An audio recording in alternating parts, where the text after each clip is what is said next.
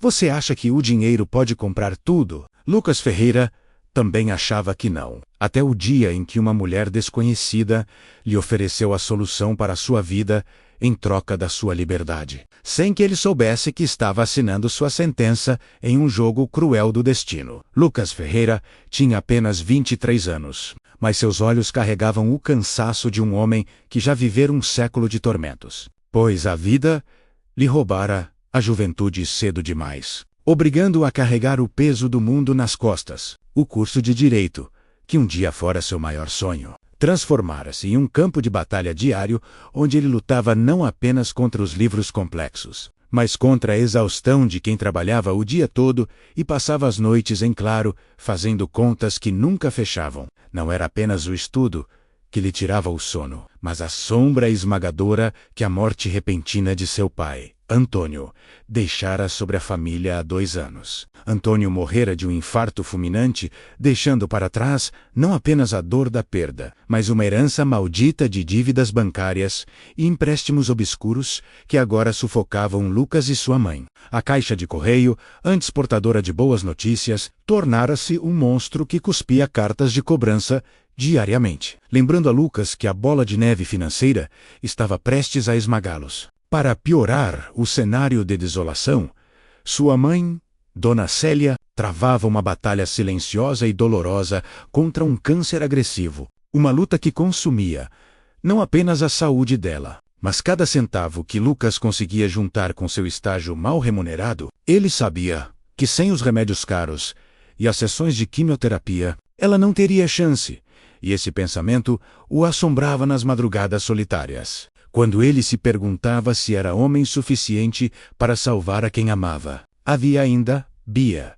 sua irmã caçula, de 14 anos, uma menina brilhante que sonhava em ser veterinária e que Lucas tentava proteger a todo custo da realidade brutal, mentindo que tudo estava sob controle apenas para ver o sorriso dela durar mais um pouco. Lucas sacrificara tudo: sua vida social, seus amigos, seu lazer. Recusava convites para sair, inventando desculpas para não gastar o dinheiro que não tinha, sentindo-se cada vez mais isolado em sua própria miséria, um prisioneiro das circunstâncias. Foi numa tarde de calor sufocante, quando ele caminhava sem rumo apenas para fugir do barulho de sua mente e da visão das contas na mesa da cozinha, que o destino decidiu pregar-lhe uma peça. Ele caminhava por uma rua arborizada, buscando um pouco de paz, quando viu uma mulher parada, destoando de tudo ao redor com sua elegância impecável e óculos escuros que escondiam intenções indecifráveis. Ela não estava apenas parada, ela estava esperando, e quando Lucas tentou desviar, ela bloqueou seu caminho com a precisão de uma predadora. Lucas Ferreira, disse ela, com uma voz que soava acostumada a dar ordens, retirando os óculos para revelar olhos frios e calculistas. Ele estremeceu, pois nunca vira aquela mulher, mas ela parecia conhecer cada detalhe de sua alma. Meu nome é Helena Vasconcelos. Eu sei tudo sobre você. Lucas, sei da faculdade, da doença da sua mãe, da pequena Bia e das dívidas impagáveis que seu pai, Antônio, deixou. As palavras dela caíram sobre ele como pedras, uma violação de sua privacidade, que o fez recuar, mas a promessa que veio a seguir o paralisou. Helena ofereceu resolver tudo: pagar as dívidas, custear o melhor tratamento para Dona Célia e garantir o futuro de Bia. Parecia um milagre, uma intervenção divina. Mas Lucas, calejado pela vida, sabia que milagres não existiam sem sacrifícios. O que você quer em troca? Perguntou ele com a voz trêmula. A resposta dela foi simples e aterrorizante. Um casamento. Não um casamento de amor, mas um contrato, uma farsa para manter aparências, onde ele viveria sob as regras dela em sua mansão. Ela explicou friamente que precisava de um marido jovem, inteligente e sem amarras.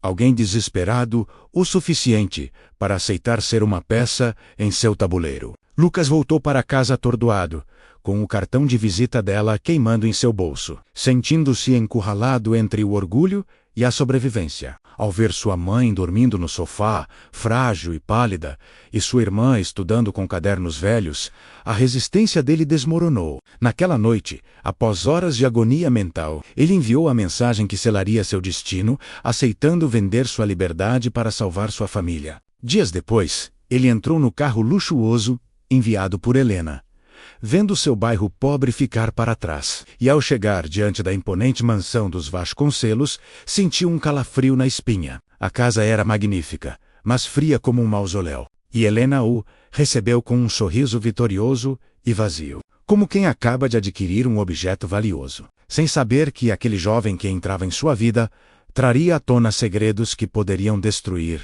a ambos. A vida na mansão Vasconcelos era um teatro silencioso, onde cada movimento parecia ensaiado e cada palavra era medida, transformando os dias de Lucas em uma sequência interminável de desconforto e luxo vazio. O quarto que Helena lhe dera era maior que todo o apartamento onde ele vivia com a mãe, com roupas de grife que serviam perfeitamente, provando que ela o estudara minuciosamente antes mesmo de se conhecerem, o que só aumentava a sensação de que ele era um prisioneiro em uma gaiola de ouro. As refeições eram banquetes silenciosos. Helena sentava, sem a cabeceira, distante e impenetrável, trocando apenas frases superficiais, mantendo uma barreira gelada que impedia qualquer conexão humana, enquanto os empregados serviam com uma formalidade robótica, evitando olhar nos olhos de Lucas, como se tivessem medo de compartilhar algum segredo terrível que pairava nas paredes daquela casa. Lucas tentava focar nos estudos, aproveitando a estabilidade financeira para garantir que sua mãe tivesse os melhores médicos e que Bia estivesse matriculada em uma escola de ponta. Mas a intuição lhe dizia que algo estava errado.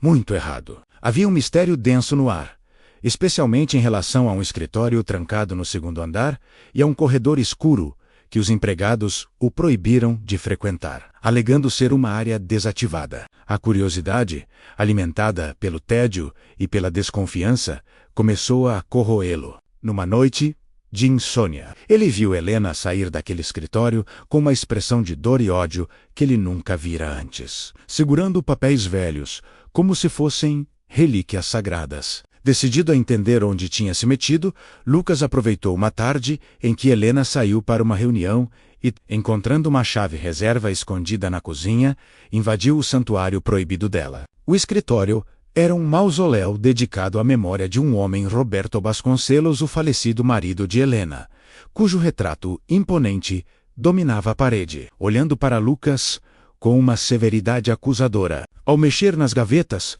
com o coração batendo na garganta, Lucas encontrou uma caixa de madeira contendo documentos antigos e um diário. O que ele leu ali fez seu sangue gelar. Havia contratos comerciais entre Roberto Vasconcelos e um homem chamado Antônio Ferreira, menos o pai de Lucas. Os papéis revelavam uma parceria que terminara em desastre. Roberto acusava Antônio de fraude, desvio de dinheiro e traição, o que levara a empresa dos Vasconcelos à falência, segundo recortes de jornal guardados ali, causara o infarto e a morte prematura de Roberto, devido ao estresse e à ruína. Lucas sentiu o mundo girar. Seu pai, o homem que ele idolatrava apesar das dívidas, era o vilão na história de Helena. Mas o pior ainda estava por vir. Ao abrir o diário de Helena, Lucas descobriu a verdade nua e crua. O casamento não era caridade. Era vingança. Helena escrevera detalhadamente como planejara encontrar o filho de Antônio, como esperara o momento de maior fraqueza da família Ferreira para comprar Lucas e fazê-lo viver sob seu teto, submisso, como uma forma de humilhar a memória de Antônio e recuperar o controle que sentira perder. Ele vai sentir o peso que eu senti. Ele vai ser minha propriedade, assim como o pai dele tomou tudo o que era meu, dizia uma das entradas, com uma caligrafia cheia de fúria. Lucas largou o diário, sentindo uma mistura de náusea e revolta. Ele não era um marido, nem mesmo um parceiro de negócios. Ele era um troféu de caça, um objeto de punição pelos pecados de um pai que ele mal conhecia de verdade. A bondade de Helena era um veneno disfarçado de remédio. Naquela noite, ao jantar com ela, Lucas a observou com novos olhos, vendo não a benfeitora fria, mas uma mulher consumida pelo ódio, presa ao passado. Ele sabia que precisava agir, mas confrontá-la, sem armas, seria suicídio. Ele precisava de ajuda, e rápido, pois a sensação de estar dormindo ao lado do inimigo era insuportável. A descoberta da vingança de Helena acendeu uma chama dentro de Lucas que o medo não conseguiu apagar. Ele sabia que precisava ser mais esperto do que a mulher que controlava sua vida. Em vez de explodir em raiva, ele procurou seu antigo amigo de faculdade, Tiago, que agora trabalhava em um escritório de advocacia respeitado. O encontro foi furtivo, em um café longe da mansão, onde Lucas despejou toda a história, mostrando as fotos que tirara dos documentos no escritório de Helena. Tiago, chocado com a perversidade da trama, alertou Lucas. Legalmente você assinou o contrato, mas a coação moral e as intenções dela podem anular tudo. Só que precisamos de mais. Precisamos provar que ela não é apenas uma viúva vingativa, mas que há algo podre nos negócios atuais dela. Seguindo o conselho do amigo, Lucas usou parte da mesada que recebia de Helena menos uma ironia que ele apreciava menos para contratar Sérgio, um investigador particular discreto e eficiente. Enquanto Sérgio vasculhava a vida de Helena, Lucas continuou seu papel de marido submisso, suportando os jantares silenciosos e os olhares de desprezo, mas agora com um propósito. Semanas se passaram e a tensão na mansão aumentava. Helena parecia sentir que o controle estava escorregando por entre seus dedos, tornando-se mais ríspida e paranoica. Foi então que Sérgio trouxe a bomba final. Helena não apenas herdara o que restou da fortuna, mas reconstruíra o império usando métodos ilegais. Para se vingar da falência causada pelo pai de Lucas, ela se envolvera em esquemas de lavagem de dinheiro e evasão fiscal, usando empresas de fachada para recuperar o status social que tanto prezava. Lucas tinha agora o poder de destruí-la. Naquela noite, quando Helena chegou em casa, exausta e arrogante, Lucas a esperava na sala, não mais como um menino assustado, mas como um homem dono de seu destino. Ele colocou o dossiê sobre a mesa de centro. Acabou, Helena. Eu sei sobre o meu pai, sei sobre o Roberto e sei sobre o dinheiro sujo que sustenta essa casa. Helena empalideceu, a máscara de ferro caindo pela primeira vez, revelando o medo genuíno. Ela tentou argumentar, gritou que era justiça, que o pai dele merecia, que Lucas era apenas um peão.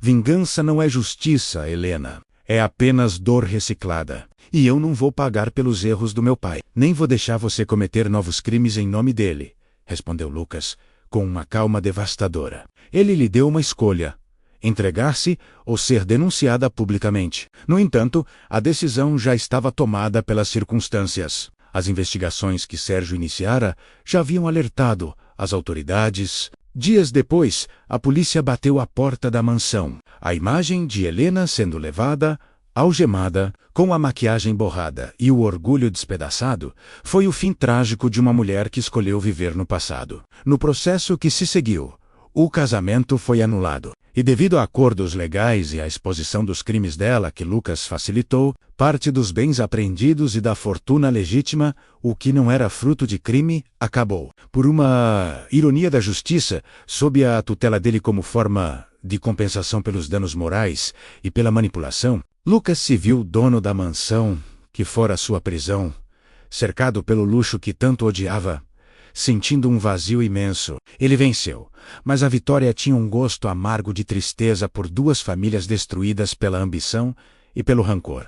Sozinho na imensa sala da mansão, Lucas olhou para o quadro de Roberto Vasconcelos, agora sabendo que aquele homem também fora uma vítima, assim como ele não podia viver ali. Aquela casa cheirava mágoa. Tomou então uma decisão que mudaria o curso de muitas vidas. Vendeu a mansão e usou todo o dinheiro para criar a Fundação Vasconcelos Ferreira, um fundo de bolsas de estudo para jovens de baixa renda, focada em dar oportunidades que ele quase perdera e que o marido de Helena sonhara em dar antes da falência. Foi a forma de Lucas limpar o karma de seu pai e honrar a dor de Helena, transformando o ódio em esperança. Com a consciência leve e a mãe finalmente recuperada, graças ao tratamento que ele garantira, Lucas recomeçou sua vida em um apartamento simples, focando em terminar sua faculdade e gerir a fundação. Meses depois, ele recebeu uma carta da prisão. Era Helena, a letra, antes firme, agora parecia trêmula. Ela pedia perdão, admitindo que ao conviver com Lucas, vira nele a integridade que faltava em seu próprio coração, e agradecia por ele ter parado sua loucura antes que ela perdesse a alma completamente. Lucas respondeu com bondade, encerrando aquele ciclo de ódio para sempre. A vida, no entanto, reservava-lhe uma surpresa doce. Em uma de suas caminhadas no parque, tentando apenas respirar ar puro, ele esbarrou literalmente em Juliana, uma enfermeira de sorriso fácil e olhos brilhantes, que voltava de um plantão exaustivo. O pedido de desculpas virou uma conversa. A conversa virou café, e o café virou amor. Juliana não sabia do passado dele. Ela gostava do Lucas, que falava com paixão sobre educação e que cuidava da mãe com ternura. Com ela, Lucas descobriu o que era ser amado por quem ele era, não pelo que ele podia oferecer ou pagar. O relacionamento floresceu rápido e forte, culminando em um pedido de casamento simples e emocionante naquele mesmo parque, longe de contratos e mansões, apenas com a promessa de companheirismo eterno. Eles se casaram numa cerimônia íntima, e a felicidade de Lucas se completou quando, numa manhã de sol, Juliana revelou que estava grávida. O nascimento do pequeno Mateus foi a prova final de que o passado ficara para trás. Segurando o filho nos braços, Lucas chorou, não de tristeza, mas de gratidão. Ele olhou para Juliana, para sua mãe saudável, brincando com o neto. E para Bia, agora uma universitária orgulhosa. Ele entendera que a verdadeira riqueza não estava nas contas bancárias ou nas mansões frias, mas na capacidade de perdoar, de se reerguer e de construir uma família baseada no amor verdadeiro. Lucas Ferreira, o menino que vendeu a alma para salvar a mãe, recuperara menos-a com juros e correção, tornando-se o homem que seu pai nunca conseguiu ser. E assim, a vida lhe sorria, não por sorte, mas por merecimento. Gostou dessa história emocionante de superação e reviravoltas? Então não se esqueça de se inscrever no canal, deixar o seu like e ativar o sininho para não perder os próximos capítulos das nossas novelas. A sua companhia é a nossa maior motivação. Até a próxima história!